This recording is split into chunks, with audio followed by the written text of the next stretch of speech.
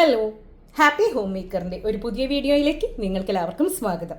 ഇന്ന് നമ്മൾ വളരെ ഹെൽത്തി ആയിട്ടുള്ള ഒരു പറാത്തയുടെ റെസിപ്പിയാണ് ചെയ്യുന്നത്. അതെ, മുരിങ്ങയില വെച്ചിട്ടാണ് നമ്മൾ ഇന്ന് പറാത്ത ചെയ്യുന്നത്. അതിൻ്റെ കൂടെ കുറച്ച് ഉരുളക്കിഴങ്ങും കൂടെ ചേർത്തിട്ടുണ്ട് കേട്ടോ. ഏതായാലും മുരിങ്ങയില ഇഷ്ടപ്പെടുന്നവർക്കും ഇഷ്ടമില്ലാത്ത കുട്ടികൾക്കും, പ്രത്യേകിച്ച് കുട്ടികൾക്കൊക്കെ മുരിങ്ങയില ആ ഒരു രൂപത്തിൽ കഴിക്കാനായിട്ട് കുറച്ച് ബുദ്ധിമുട്ടായിരിക്കും അല്ലേ. അതുകൊണ്ട് തന്നെ ഇങ്ങനെ ഉണ്ടാക്കി നോക്കൂ. നല്ല ടേസ്റ്റാണ്, നല്ല ഹെൽത്തിയുമാണ്. അപ്പോൾ നമുക്ക് വേഗം തന്നെ ഇതെങ്ങനെയാണ് ഉണ്ടാക്കിയെന്ന് വീഡിയോ ഒന്ന് കണ്ടു നോക്കാം. ഇന്ന് മുരിങ്ങയില സ്റ്റഫ് ചെയ്ത അടിപൊളിയായിട്ടുള്ള പറാത്ത തയ്യാറാക്കാം. അപ്പോൾ അതിന് വേണ്ടിയിട്ട് നമുക്ക് കുറച്ച് മുരിങ്ങയില നേരെയാക്കിയിട്ട് എടുക്കണം.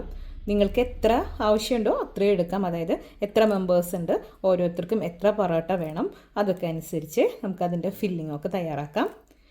ഇതിലേക്ക് കുറച്ച് ഉരുളക്കിഴങ്ങ് കൂടെ ചേർക്കുന്നുണ്ട്. ആ ഒരു മുരിങ്ങയില തന്നെയാകുമ്പോൾ കുട്ടികൾക്ക് കഴിക്കാനായിട്ട് ബുദ്ധിമുട്ട് വേണ്ടല്ലോ എന്ന് ഓർത്തിട്ടാണ്. അപ്പോൾ നമ്മുടെ ഫില്ലിങ്ങിന് വേണ്ടിയിട്ടുള്ള കാര്യങ്ങളൊക്കെ ശരിയാക്കണം. അപ്പോൾ ആദ്യം മുരിങ്ങയില നമുക്ക് ക്ലീൻ ചെയ്തിട്ട് റെഡിയാക്കിയിട്ട് വെക്കാം.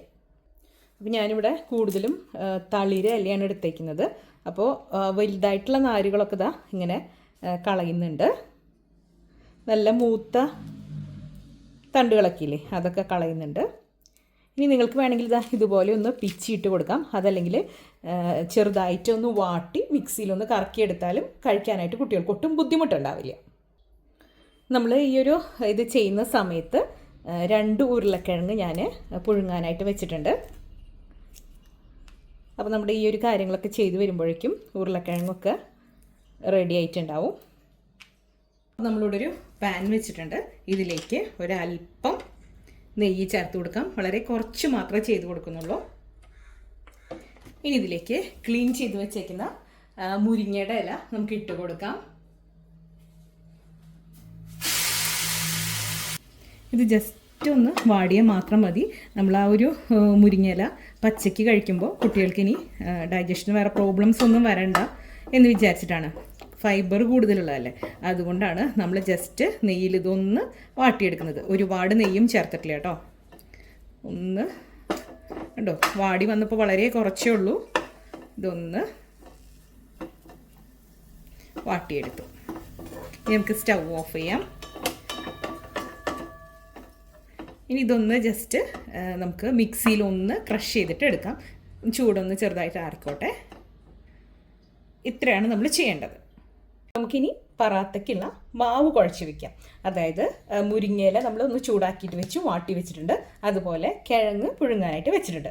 ഇനി നമുക്ക് ഈ ഒരു സമയത്ത് മാവ് കുഴച്ച് വയ്ക്കുകയാണെങ്കിൽ ഇതൊന്ന് മാവ് കുഴച്ച് സെറ്റായി വരുമ്പോഴേക്കും നമുക്ക് ഇതിൻ്റെ ഫില്ലിങ് തയ്യാറാക്കാം. അപ്പോൾ മാവിൻ്റെ അളവൊക്കെ നിങ്ങളുടെ ആവശ്യത്തിനനുസരിച്ചിട്ട് എത്ര വേണം, എത്ര ഉണ്ടാക്കണം അതിനനുസരിച്ച് എടുക്കാവുന്നതാണ്. ഞാനിവിടെ ഇതാ ഈ ഒരു കയ്യിലിൻ്റെ 4 കയ്യിലാണ് എടുത്തേക്കുന്നത്. ഇനി ഈ ഒരു പറാത്തയ്ക്ക് അല്ലെങ്കിൽ ഈ ചപ്പാത്തി മാവിന് ആവശ്യമായിട്ടുള്ള ഉപ്പ് നമുക്ക് ചേർത്ത് കൊടുക്കാം. കൂടുതൽ ഉപ്പ് ചേർക്കരുത്. അതായത് നമ്മൾ ഫില്ലിങ്ങിൽ വേറെ ഉപ്പാണ് ചേർക്കുന്നത്. അതുകൊണ്ട് ഇതിൽ ഉപ്പ് കൂടിപ്പോയാൽ നമ്മുടെ ഈ ഒരു പറാത്ത ഒട്ടും ടേസ്റ്റ് ഉണ്ടായിരിക്കില്ല. ഇതൊന്ന് ജസ്റ്റ് മിക്സ് ചെയ്ത് കൊടുക്കാം. ഉപ്പ് ചേർത്തിട്ട് നമുക്കിതൊന്ന് മിക്സ് ചെയ്യാം. ഇനി ഇതിലേക്ക് നെയ്യ് ഒരു ചെറിയ ടീസ്പൂൺ അളവിൽ നെയ്യ് ചേർത്ത് കൊടുക്കുന്നുണ്ട്. പറാത്ത ആയതുകൊണ്ട് തന്നെ, പ്രത്യേകിച്ച് മുരിങ്ങയില ആയതുകൊണ്ട് നെയ്യ് ചേർക്കുന്നതാണ് കൂടുതൽ നല്ലത്. നെയ്യും കൂടെ ചേർത്ത് നല്ലതുപോലെ മിക്സ് ചെയ്തു. ഇനി ഇതിലേക്ക് നമുക്ക് വെള്ളം ഒഴിച്ച് കുഴച്ചെടുക്കാവുന്നതാണ്. അതായത് വെള്ളം ഒഴിക്കുമ്പോൾ ഒറ്റയടിക്ക് കുറേ ഒഴിച്ചു കൊടുക്കാതെ കുറേശ്ശെ ഒഴിച്ചു കൊടുത്ത് നമുക്ക് കുഴച്ചെടുക്കാം. ഒറ്റയടിക്ക് ഒരുപാട് വെള്ളം ചേർത്ത് കഴിഞ്ഞാൽ വെള്ളം കൂടിപ്പോവും, പിന്നെയും പൊടിയിടും, പിന്നെയും വെള്ളം ഒഴിക്കും. അങ്ങനെ നമ്മുടെ ആ ഒരു അളവ് തന്നെ മാറിപ്പോവും. ഒരുപാട് മാവ് കുഴച്ച് വെക്കേണ്ട ആവശ്യം വരും. അപ്പോൾ ഇതുപോലെ ചെയ്തെടുത്താൽ മതി. സ്ഥിരം ചെയ്യുന്നവരാണെങ്കിൽ ഏകദേശം നിങ്ങൾക്ക് കണക്കറിയാലോ. ഇത്ര മാവ് എടുക്കുകയാണെങ്കിൽ, ഇത്ര കപ്പ് എടുക്കുകയാണെങ്കിൽ ഇത്ര വെള്ളം വേണം എന്നൊക്കെ. അതല്ലാത്തവരുടെ കാര്യം കേട്ടോ ഞാൻ പറഞ്ഞത്. അപ്പോൾ നമുക്കിതൊന്ന് കുഴച്ച് വയ്ക്കാം. അതിനുശേഷം കാണിച്ചു തരാം. നമ്മുടെ ചപ്പാത്തി മാവ് ഇവിടെ റെഡി ആയിട്ടുണ്ട്.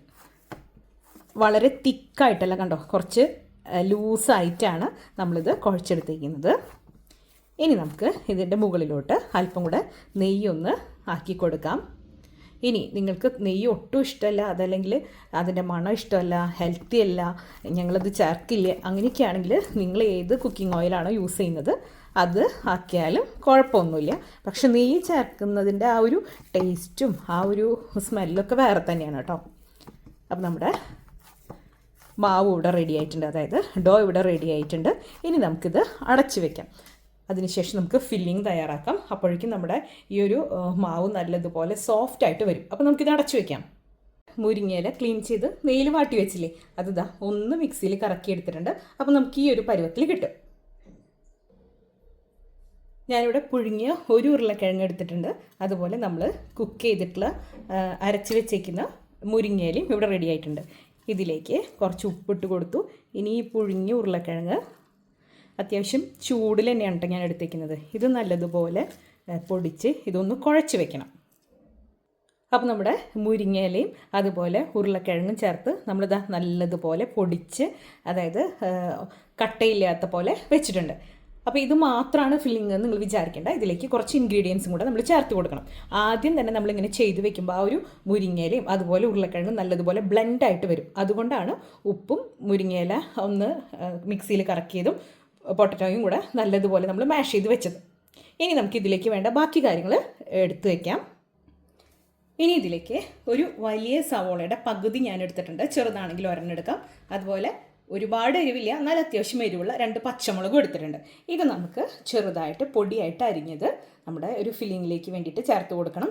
അപ്പോൾ ഇതൊന്ന് കട്ട് ചെയ്ത് വയ്ക്കാം. നമ്മുടെ സവോള കണ്ടോ പൊടിയായിട്ട് അരിഞ്ഞു, പച്ചമുളക് അരിഞ്ഞു. ഇനി ഇതിലേക്ക് ഒരല്പം മല്ലിയിലയും കൂടെ നമ്മൾ പൊടിയായിട്ട് അരിഞ്ഞത് ചേർത്ത് കൊടുക്കണം. നമ്മൾ അരിഞ്ഞെടുത്തതെല്ലാം ഇതിലേക്ക് ഇട്ട് കൊടുക്കുകയാണ്. ഇനി നമുക്കിതിലേക്ക് ഒരു 1/4 ടീസ്പൂൺ അളവിൽ ചാട്ട് മസാല ചേർത്ത് കൊടുക്കാം. ഇനി ചാട്ട് മസാല ഇഷ്ടമില്ലാത്തവർക്കാണെങ്കിൽ ഗരം മസാല ചേർത്ത് കൊടുക്കാം. പക്ഷേ നിങ്ങൾ ചാട്ട് മസാല ചേർത്ത് ചെയ്ത് നോക്കൂ, അടിപൊളി ടേസ്റ്റാണ്. ഇനി വീണ്ടും നമുക്കിത് നല്ലതുപോലെ മിക്സ് ചെയ്ത് ഒന്ന് കുഴച്ചെടുക്കാം. നമ്മൾ നല്ലതുപോലെ മിക്സ് ചെയ്ത് കൊടുത്തിട്ടുണ്ട്. ഈ ഒരു സമയത്ത് നിങ്ങൾക്കിതിൽ ഉപ്പ് കുറവാണെന്ന് തോന്നുകയാണെങ്കിൽ വീണ്ടും ഉപ്പ് ഒരല്പം കൂടി ചേർത്ത് കൊടുക്കാം. അതിനുശേഷം ഇത് ചെറിയ ബോൾസായിട്ട് ഉരുട്ടി വയ്ക്കാം. ഇതാണ് നമ്മുടെ ഈ ഒരു പറാത്തയുടെ ഉള്ളിലെ മുരിങ്ങയില പറാത്തയുടെ ഫില്ലിംഗ് ആയിട്ട് വരുന്നത്. അപ്പോൾ നമുക്കിത് ബോൾസ് ആക്കിയിട്ട് ഉരുട്ടി വയ്ക്കാം. നമ്മുടെ ബോൾസ് ഇവിടെ റെഡി ആയിട്ടുണ്ട്. അതുപോലെ തന്നെ നമ്മൾ നേരത്തെ കുഴച്ച് വെച്ചേക്കുന്ന ചപ്പാത്തി മാവും സെറ്റായിട്ടുണ്ട്. ഇനി നമുക്ക് ചപ്പാത്തി മാവും ഉരുളകളാക്കിയിട്ട് പരത്തിയെടുക്കാം. ചിലർ 2 ചപ്പാത്തി ഉണ്ടാക്കിയിട്ട് അതിൻ്റെ ഉള്ളിൽ വെച്ചിട്ട് ഫില്ല് ചെയ്യാറുണ്ട്. പക്ഷെ ഞാൻ അങ്ങനെയല്ല ചെയ്യുന്നത്. നമ്മൾ ഒരു ബോൾ എടുത്തു, നല്ലതുപോലെ ഇങ്ങനെ സോഫ്റ്റാക്കി ഉരുട്ടണം.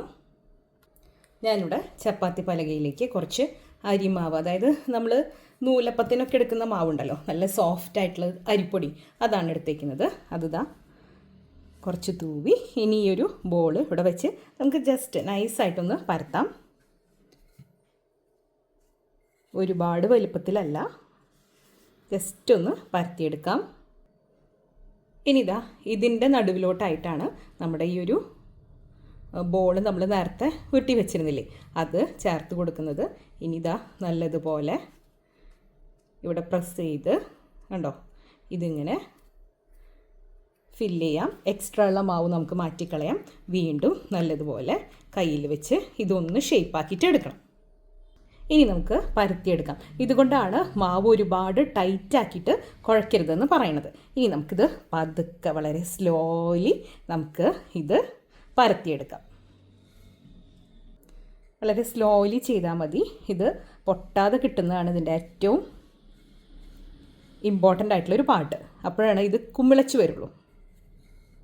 അപ്പോൾ നമുക്കിത് പരത്തിയെടുക്കാം.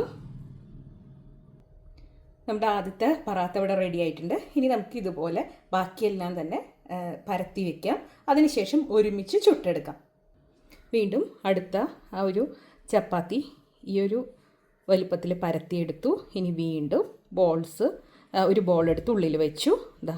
ഇതുപോലെ നമുക്ക് ഇവിടെ യോജിപ്പിക്കാം. നല്ലതുപോലെ പ്രസ് ചെയ്തിട്ട് യോജിപ്പിക്കണം.